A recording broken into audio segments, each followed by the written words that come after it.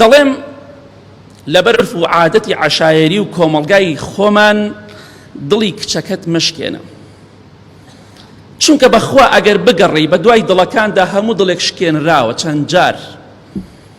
چەندەها گەنج هەیە ئێستا دانیشتون و لە شوێنەکانی تریشە بە کچ و بە کوڕە و دڵیان شکاندونە. باوە دەمەوێت فڵان کەس بهێنم، نابێت، خزمی خۆم و بۆ دێنم.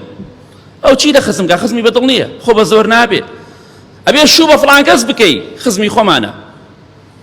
ئەم عورفو عادەتە هۆکارێک بووە بۆ زۆربوونی کۆمەڵێک تاوان، خیانەت، زینا، خۆکوشتن، خۆسووتاندن، خۆخنکاندن، لەبەر ئەوەی کە بە دڵی ئەو هەڵسوکەوتن نەکردووە. کەسێکی بە دڵ نییە فەقیرە مەیدە بە شوو بە زۆر، چونکە ئەمە زوڵمێکی گەورەیە خوا لێت قبوڵ ناکات.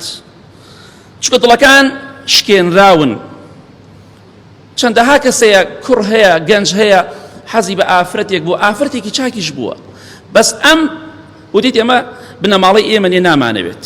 باپیرەی دزیەکی کردووە، ئیتر ماڵە لەسەر ئەم داماوەش. ئەمە زوڵمە بەخوا.